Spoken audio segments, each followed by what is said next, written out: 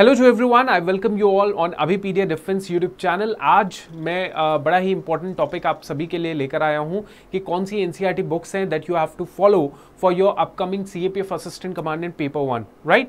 सो ये जो टॉपिक है, इस टॉपिक को बनाने का आइडिया मेरे दिमाग में तब आया जब मुझसे एक स्टूडेंट का मेरे पास मेल आ गया। बहुत लंबा चौड़ा उसने मेल लिखा हुआ था कि सर मैंने I have completed this NCERT, I have completed this reference books, I am also a student of your paper 2, है ना। उसने पेपर 2 का भी हमसे he was enrolled in a paper 2 online live course. तो ही वांटेड कि हाँ sir मेरे को ना एक मेंटोर कर दो कि पेपर 1 के लिए मैं ये जो किताबें पढ़ रहा हूँ वो सही पढ़ रहा हूँ कि नहीं पढ़ रहा हूँ। तो देन आई रियलाइज कि नहीं, ऐसे बच्चे बहुत सारे होने वाले हैं जो जिनको अभी they been following their strategy, but कहीं ना कहीं पेपर 1 के लिए कुछ ऐसी चीज़ें हैं जो शायद आप मिस कर देंगे, कुछ ऐसी किताबें हैं जो शायद आप मिस कर दें या उसकी आपको इंपॉर्टेंस ना पता हो। तो उसी सिचुएशन के लिए, उसी चीज़ के लिए, rather than giving him back the reply, जो कि एक बहुत बड़ा रिप्लाई हो सकता था, मैंने उसको सिंपल ये कह दिया कि बेटा मैं आपके लिए एक वीडियो बनाऊंगा और आप जैसे बहुत सारे उसी कैटेगरी के स्टूडेंट्स हैं जिनको पेपर 1 के लिए वो काम कर रहे हैं, लेकिन थोड़ा सा उनको और कॉन्फिडेंस चाहिए या और गाइडेंस चाहिए कि पेपर 1 में कौन कौन सी एनसीईआरटी किताबें पढ़नी है, right. I am specifically talking about the NCERT books, because NCERT किताबें जो हैं ये बोल दी जाती हैं कि पढ़ लीजिए, लेकिन उनको पढ़ना कैसे है और कौन सी बुक्स पढ़नी है, क्या हमारे पेपर के लिए ये बुक इंपॉर्टेंट है कि नहीं, ये बड़ा एक इंपॉर्टेंट सवाल है जिसका आंसर मैं आपको दूंगा। सो आप इस पूरी वीडियो को एंड तक देखिएगा, ठीक है। जरूर आपको कुछ ना कुछ वैल्यू आपकी पढ़ाई के अंदर ऐड होने वाली है for sure, right. And if you like this session please इसको लाइक भी कीजिएगा, सब्सक्राइब भी कीजिएगा, and any question any doubt you can directly comment down below also, right. But पहले तो मोटिवेशन की बात करते हैं। ये है हमारे सीएपीएफ एसी पेपर 2020 का जो पेपर हुआ था उसके जो टॉपर्स हैं ये हैं। This is the most recent result and इनका हमने इंटरेक्शन किया है, तो आप इन इंटरेक्शन को भी देख सकते हैं, राइट। चलिए, एक बड़ी इंपॉर्टेंट अनाउंसमेंट है आप सभी स्टूडेंट्स के लिए। जो बच्चा अभी भी पेपर 2 के लिए अभी भी डिलेमा में है, डाउट में है, कंफ्यूजन में है, कोशिश उसने पूरी कर ली कि मैं अपने लेवल पे कंटेंट बना लूँ, अपने लेवल पे न्यूज़पेपर, मैगजीन, योजना, कुरुक्षेत्र, राज्यसभा, वॉटएवर चीज़ें जो भी हैं वो बनाना शुरू कर दिया था, लेकिन अभी नहीं हो पा रहा है उससे, क्योंकि पेपर 1 का भी बहुत बड़ा सिलेबस है, ठीक है। तो आप उसकी टेंशन बिल्कुल भी मत रखो, क्योंकि we have already launch this 60 days intensive fast track course for the CAPF paper 2, ठीक है। इसमें हम लोग 60 दिन तक आपको पकड़ के रखेंगे और पकड़ के आपको कंटेंट बिल्डिंग होगी और साथ ही साथ प्रैक्टिसिंग ऑफ जो क्वेश्चंस होंगे वो होगा। यहाँ पे ये मत सोचना ये जो कोर्स है that is only for essay, argument and report writing, ऐसा कुछ भी नहीं है भाई। यहाँ पे आपका पूरा इंटायर कोर्स जो होगा पढ़ाया जाएगा। इंटायर कोर्स का मतलब क्या समझे आप? इंटायर कोर्स का मतलब ये है कि यहाँ पे ग्रामर भी के क्लासेस हैं, प्रेसी की क्लासेस हैं, कॉम्प्रिहेंशन की क्लासेस हैं, एसे के क्लासेस हैं, आर्ग्यूमेंट है और रिपोर्ट राइटिंग है।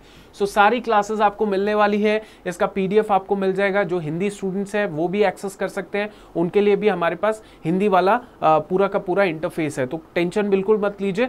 और साथ ही साथ टेस्ट सीरीज भी इसके साथ इंक्लूडेड है।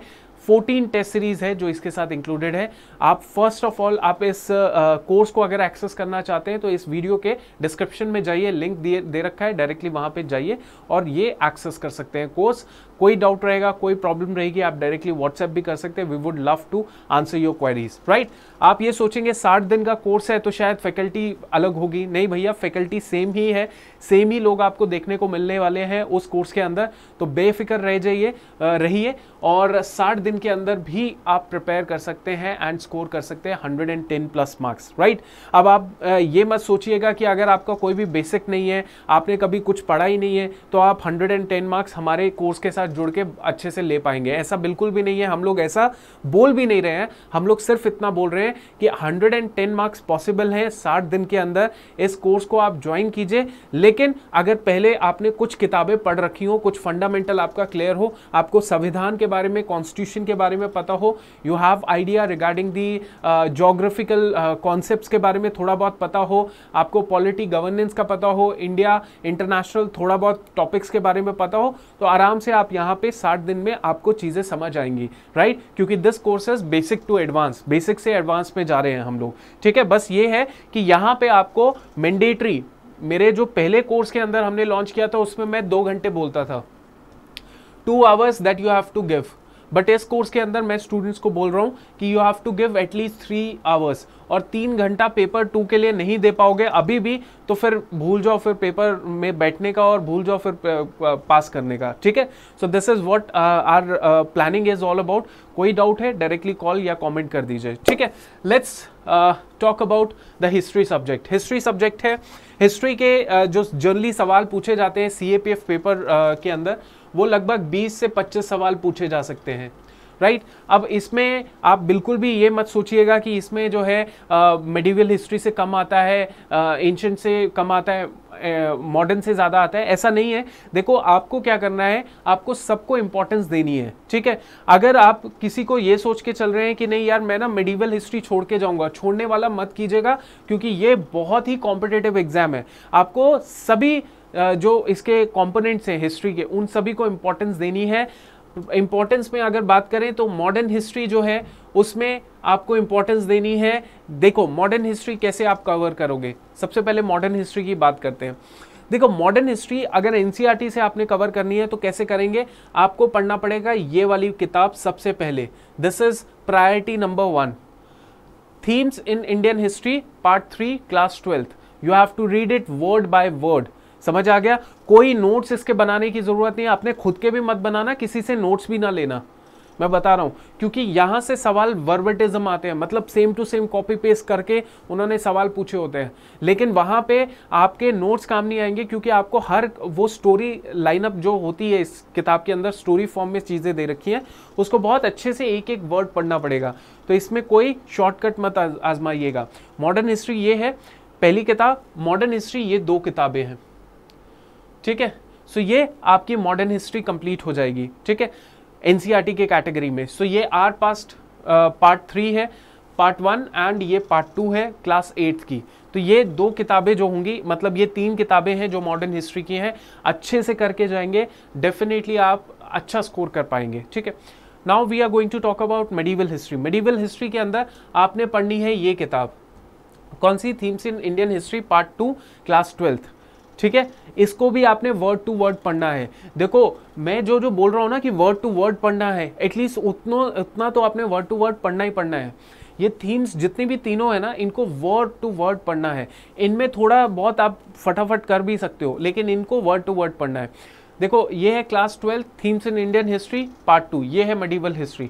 अच्छा, मेडिवल हिस्ट्री को कंप्लीट करना है और अच्छे लेवल पे, तो आप क्या कर सकते हो, ये किताब भी पढ़ सकते हो, that is our pasts part 2 class 7th, ठीक है। अगर टाइम बचता है तो, अगर पढ़ चुके हो बहुत अच्छी बात है, रिवीजन कर लेना, ठीक है।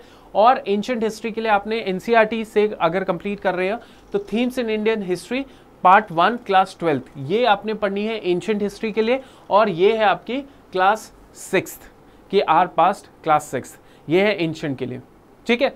सो देखो अब सिंपल सी स्ट्रैटेजी क्या हो सकती है, मैंने आपको लिख दिया। अब देखिए सिंपल सी स्ट्रैटेजी ये है कि आपने इन तीनों किताब को तो वर्ड टू वर्ड पढ़ना है, ये मैंने आपको बता दिया, ठीक है। ये 3 किताबें हो गई। टाइम बचा तो आप ये 2 किताबें भी पढ़िएगा, और टाइम बच गया तो ये किताबें पढ़िएगा, अदरवाइज इनको आप मिस भी करेंगे तो ज़्यादा फर्क नहीं पड़ेगा।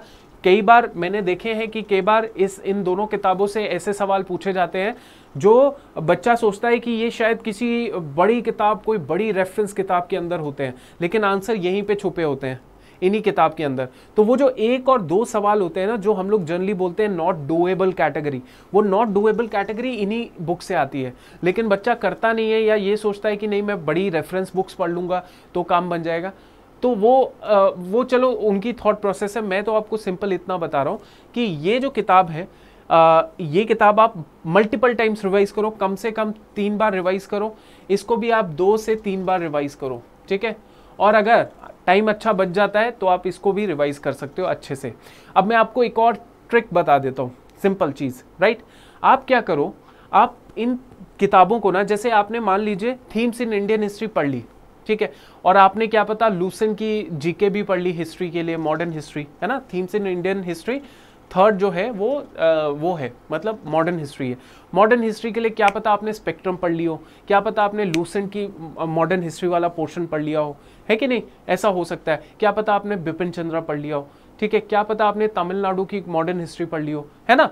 तो मैं आपको कह रहा हूँ वो किताबें ना आप पढ़िए, वैसे वो इतनी ज़्यादा रिलेवेंट नहीं है, इतना मल्टीपल भी पढ़ोगे तो फ़ायदा कुछ नहीं होगा।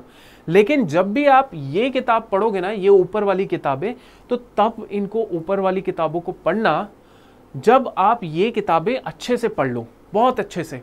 और जब आप अच्छे से पूरा पढ़ लोगे, उसके बाद जब ये किताबें पढ़ोगे तो आपने पता क्या करना है, आपने सिर्फ स्कैन करना है और देखना है यार ये तो मेरे दिमाग में है ही नहीं, ये पॉइंट जो है this is something unique which is not there in this book, which is not there in spectrum, which is not there जो भी मैंने पढ़ी होगी पहले।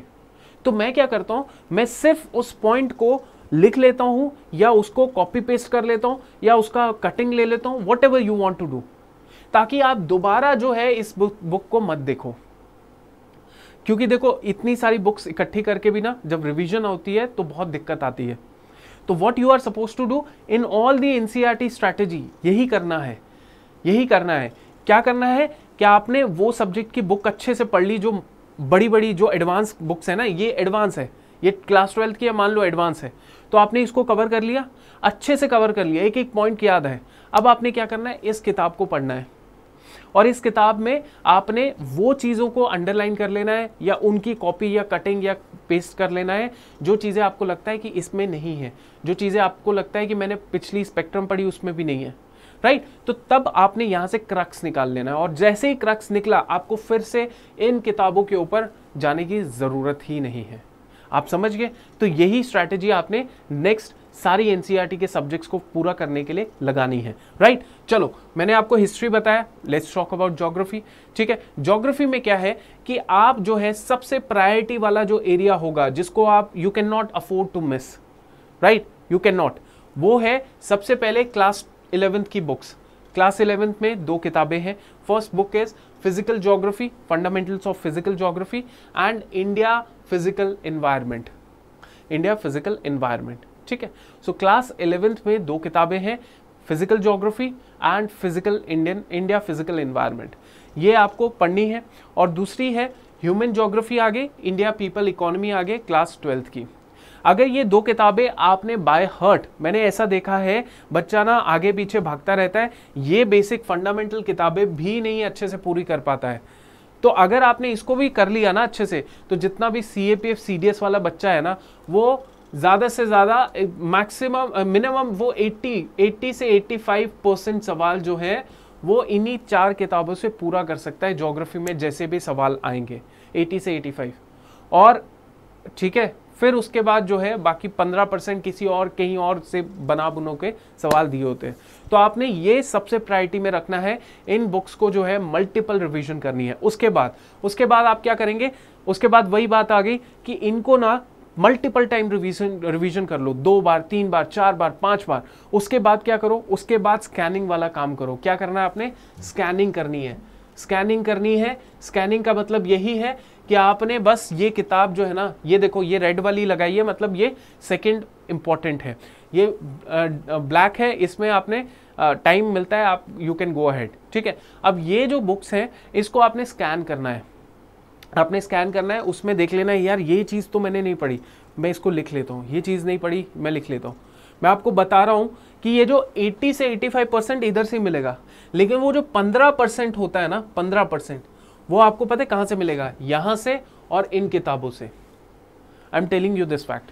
हम लोग सवेंद्र सिंह पढ़ लेते हैं, माजिद हुसैन पढ़ लेते हैं, ये वो फलाना धमकाना पढ़ लेते हैं, अच्छी बात है, पढ़ना भी चाहिए, आप पढ़ लो। लेकिन यार जब सवाल इधर से सॉल्व हो रहे हैं तो don't need to go over there, right. तो अब क्या है, अब कंटेम्प्रेरी इंडिया पार्ट 1 जो है क्लास 9th की एंड 10th की, contemporary India part 2 class 10th, right. तो this is something which is very very important for you, right. यहां से आपने स्कैन करके इसमें डाल देना है, बस सिंपल स्ट्रैटेजी है। ठीक है, उसके बाद टाइम बचेगा, इसको भी आप कर लीजिएगा। इसको भी कैसे करना है, इसको भी कैसे करना है, वैसे तो टाइम बचना चाहिए। मैं आपको बता रहा हूं, अगर ये किताबें आपने पढ़ ली, 3 बार 4 बार रिवीजन कर लिया, उसके बाद क्या होगा ना, उसके बाद इन 2 किताबों को पूरा करने के लिए, स्कैन करके इससे क्रक्स निकालने के लिए आपको 2 दिन चाहिए, या 3 दिन लगा लो, या 4 दिन लगा लो, ठीक है। और इन 3 किताबों को पूरा करने के लिए ना, how much time it will take, maximum to maximum 3 days या 4 डेज। आपके 8 दिन में ये सारी ये पूरी जो 5 किताबें हैं पूरी कंप्लीट हो जाएंगी, राइट। और फिर उसके बाद दोबारा मुड़ के आप यहाँ जाओगे नहीं, आप सिर्फ यहीं पे रहोगे और यहीं पे अपना एक्स्ट्रा वो जो कंटेंट होगा जो यहाँ से निकाला होगा वो पढ़ लिया करोगे, और आइडिया इतना, दिमाग इतना रेडी हो जाएगा कि यार मैंने पूरी एनसीईआरटीज पढ़ ली हैं, राइट। तो ज्योग्राफी क्लियर हो गया। उसके बाद हम लोग चलते हैं साइंस। साइंस एक बड़ा ही इंपॉर्टेंट पोर्शन है। अब साइंस में क्या है, ये 3 किताबें तो मैंडेटरी हैं, class 8th, class 9th and class 10th। मैं बताता हूँ कि 70 से लेके 70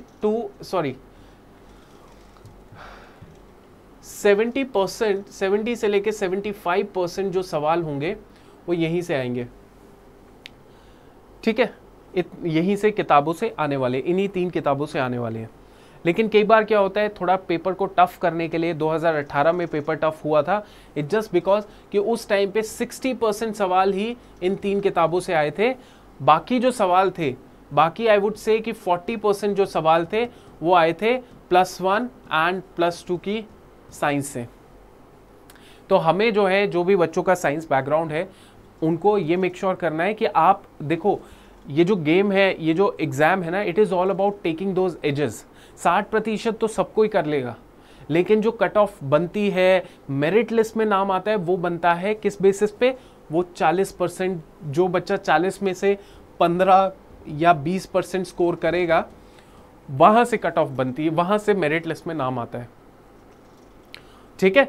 सो अब देखिए, जो बच्चे की साइंस नहीं है, इतना बैकग्राउंड नहीं है, आप इन्हीं तीनों पे फोकस करो, बस इन्हीं तीनों पे फोकस करो। टाइम मिलेगा तो ये कर लेना, बट ये क्या करना है, स्कैनिंग करनी है और क्रक्स निकालना है, ठीक है।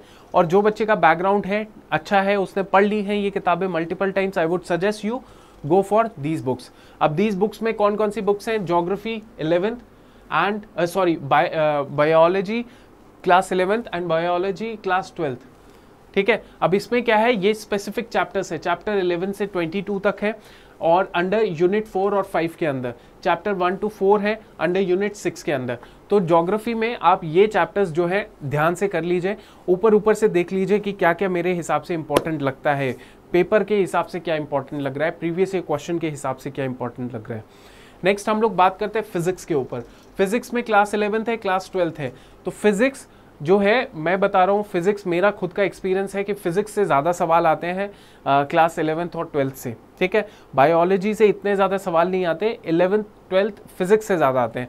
तो 11th में आपने क्या करना है, class chapter 5, 8 and 12th, 14th कर लिया आपने, लॉ ऑफ मोशन है, ग्रेविटेशन, ऑसिलेशन है, मतलब जो आपने 9th 10th में पढ़ा होगा ना, बस उसी का ये थोड़ा सा एक्सटेंडेड वर्जन है, ठीक है। ज़्यादा कुछ मुश्किल भी नहीं है। इनफैक्ट जो नॉन मेडिकल, जो साइंस बैकग्राउंड वाले भी नहीं है ना, वो भी इसको ट्राई कर सकते हैं।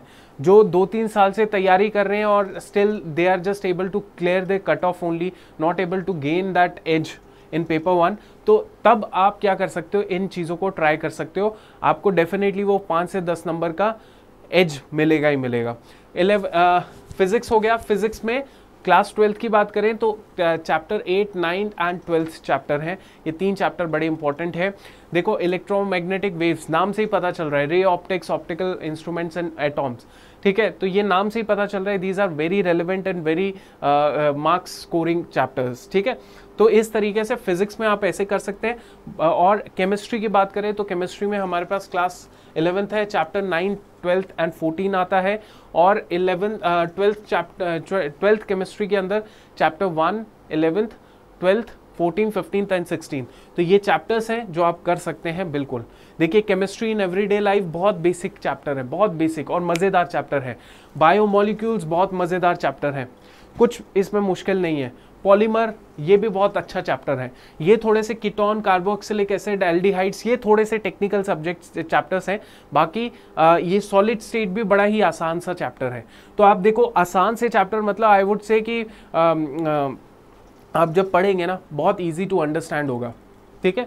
तो इन चैप्टर्स में सॉलिड स्टेट हो गया, केमिस्ट्री इन एवरीडे, पॉलीमर हो गया, बायोमोलिक्यूल्स, एटलीस्ट इन चैप्टर्स को तो अच्छे से पढ़ लीजिए, राइट। देखो इन्वायरमेंटल केमिस्ट्री बड़ा नाम से ही पता चल रहा है ना, आसान है। जब आप खुद पढ़ेंगे ना, very easy to understand, very easy to understand. उसके बाद ऑर्गेनिक केमिस्ट्री में some basic principles and techniques, बस बेसिक चीज़ों के ऊपर देख लो कि क्या क्या चीज़ें बनी हुई हैं, क्या क्या चीज़ें उसमें दे रखी है। हाइड्रोजन है, देख लो ऊपर ऊपर से क्या क्या इंपॉर्टेंट चीज़ें हैं, just give it a try, ठीक है। तो हमने ये कंप्लीट कर लिया। अब इसमें मैंने साइंस पे इतना ही बताया है। एनसीईआरटी की बात करें 8, 9, 10 तीन बुक्स, अगर आप साइंस वाले नहीं हैं और साइंस वाले हैं तो गो फॉर दी +1 +2 ऑल्सो, ठीक है। चलो, और जो बच्चा even if irrespective of science है कि नहीं, और जो बच्चा 1, 2, 3 साल से तैयारी कर रहा है, बेचारा कट ऑफ क्लियर नहीं कर पा रहा, बेचारा कट ऑफ क्लियर कर रहा है तो उतना ज़्यादा स्कोर नहीं कर पा रहा, मेरिट आउट हो रहा है, गो फॉर +1 +2 साइंस ऑल्सो, ठीक है। चलो, इकोनॉमी की बात करते हैं। इकोनॉमी मुझसे पूछा भी गया सवाल कि सर इकोनॉमी छोड़ दूं क्या, इकोनॉमी क्योंकि बाकी तो सब कर लिया है। मैंने कहा इकोनॉमी नहीं किया है तो फिर किया क्या है, क्योंकि देखो बाकी तो सबको ही कर रहा है, बाकी हिस्ट्री, ज्योग्राफी, पॉलिटी सब कॉमन है। इकोनॉमी है जो सिविल सर्विसेज वाला बच्चा जो होता है वो रमेश सिंह पढ़ रहा होता है, इकोनॉमी है उमा कपिला पढ़ रहा होता है वो किताब। लेकिन इकोनॉमी जो है, ये वाली इकोनॉमी बहुत ही कम स्पेसिफिक बच्चे पढ़ते हैं जो डिफेंस एस्पिरेंट होते हैं। तो ये एज देने वाली चीज़ है, दिस इज एज। कैसे?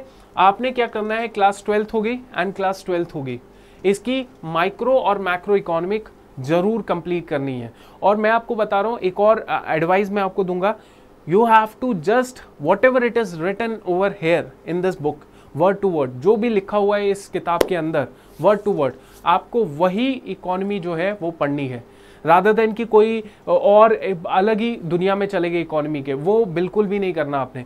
जो इसके अंदर दे रखा है ना, बस उसी को वर्ड टू वर्ड आपने पढ़ना है, राइट। उसके अलावा बात करें तो क्लास 11th की है इंडिया इकोनॉमिक डेवलपमेंट, पढ़ लीजिएगा। 1 दिन पढ़े लगेगा इसको कंप्लीट करने में, 1 दिन या मैक्सिमम 2 दिन, ठीक है, क्योंकि इसमें कुछ खास नहीं है। 5 ईयर प्लान ये सब फालतू चीज़ें दे रखी हैं जो पेपर में आता है, बट इतना एडवांस है नहीं, ये थोड़ी सी डिफिकल्ट है, तो आप इसको स्पेसिफिकली कीजिएगा। एक ट्रिक और मैं बताता हूँ, देखो यूट्यूब के अंदर इकोनॉमिक्स से रिलेटेड यूपीएससी के भी लेक्चर्स पड़े होंगे और इसके भी पड़े होंगे, मतलब क्लास 11th 12th की इकोनॉमिक्स से रिलेटेड। आपने क्या करना है, वो यूपीएससी वाले लेक्चर्स नहीं देखने, इकोनॉमिक्स वाले, आपने देखना है वो जो सीबीएसई या एनसीईआरटी होता है ना, जो यही चीज़ पढ़ा रहे हैं टीचर्स, बस आप उन्हीं चीज़ को, वही चीज़ों को फॉलो करना। एक बार क्रॉस चेक कर लेना कि वो जो पढ़ा रहा है क्या वो इस किताब में लिखा हुआ है कि नहीं, ये भी आपने कंफर्म करना है। नेक्स्ट हम लोग बात करते हैं पॉलिटी। आपने पॉलिटी में लक्ष्मीकांत पढ़ी है, बहुत अच्छी बात है, लेकिन वो 5 से 10% अगर एक्स्ट्रा गेन करना है, लक्ष्मीकांत से बाहर निकलना है, तो वहाँ पे इंडियन कॉन्स्टिट्यूशन एट वर्क है, इसको आप ज़रूर कर सकते हैं। बहुत अच्छी किताब है, ज़्यादा टाइम नहीं लगेगा, maximum to maximum 3 days will be taken by this book, 3 दिन, Indian constitution at work. Environment है, इन्वायरमेंट में आपने सिर्फ 4 चैप्टर पढ़ने हैं, ठीक है। बायोलॉजी है, बायोलॉजी में क्लास 12th है, क्लास 12th में चैप्टर यूनिट 10 के अंदर आपके पास आएगा चैप्टर 13, 14, 15, 16, 4 चैप्टर, 13, 14, 15, 16, 4 चैप्टर को बहुत अच्छे से पढ़ना है आपने। इकोसिस्टम है, फिर इकोलॉजी है, ये 4 चैप्टर हैं बहुत अच्छे से जो आपने पढ़ने हैं इन्वायरमेंट के अंदर, ठीक है। चलो, right, so this is all for today's class. I hope आप इन बुक्स को आप फॉलो कर रहे हो, ठीक है, आई होप। और नहीं कर रहे तो आप इन बुक्स को फॉलो किए बगैर आप अपनी कट ऑफ क्लियर तो कर लोगे, but you will not be able to gain that edge जो आपको मेरिट में लेकर आएगी। तो आप प्लीज़ इन बुक्स को बहुत अच्छे से तैयारी करके अपना एक चार्ट बना लो कि हाँ ये किताबें हैं जो मैं फॉलो करने वाला हूँ। इस किताब में ये 1, 2, 3, 4 हिस्ट्री की ये किताब है। देखो जब मैं था तो मैं जब तैयारी कर रहा था तो उस टाइम पे I have read a lot of books, तो उसमें क्या था, एक सब्जेक्ट की बहुत सारी बुक्स हो जाती थी, तो उसमें डाउट रहता था कि कौन सी बुक क्या कब कैसे रिवाइज करनी है। तो मैंने क्या किया, मैंने यहाँ पे सब्जेक्ट लिख दिया, ठीक है, मैंने यहाँ पे रीडिंग लिख दी, ठीक है, फिर उसके बाद रिवीजन 1 किया, फिर रिवीजन 2 किया, फिर रिवीजन 3 किया एंड कंक्लूजन, ठीक है, कंक्लूजन, ठीक है। सब्जेक्ट में मैंने हिस्ट्री लिखा, ठीक है, हिस्ट्री लिख दिया, हिस्ट्री में बुक्स कौन कौन सी थी, theme 1, theme 2, theme 3, spectrum, Lucent, मतलब ये मैं ऐसे ही बता रहा हूँ, ठीक है, शायद मैंने नहीं फॉलो की होगी, राइट, बट मैं ऐसे बता रहा हूँ। हिस्ट्री में आप इस तरीके से करेंगे, जो भी किताबें लिखी इसको आपने रीड किया, टिक कर दिया, रिवीजन किया, टिक कर दिया। रिवीजन जब किया तो उसके साइड में डेट भी डाल दी कि ये इस दिन मैंने रिवीजन किया, फिर सेकेंड रिवीजन की, फिर थर्ड रिवीजन किया, और जब फाइनल जो होगी कंक्लूजन, कंक्लूजन में मैंने लिखा you are going to hit this mark, you are going to make it. भैया मोटिवेशन मिलेगा ही मिलेगा, ठीक है, क्योंकि इतने रिवीजन करने के बाद तो मोटिवेशन मिलेगा। तो इस तरीके से आप कर सकते हैं। हिस्ट्री हो गया, ज्योग्राफी, पॉलिटी, एकदम चार्ट बना लो, बड़े वाला चार्ट बना लो और उसमें ये सब लिखो, then you will have complete clarity कि क्या है क्या नहीं है। समझ आ गया?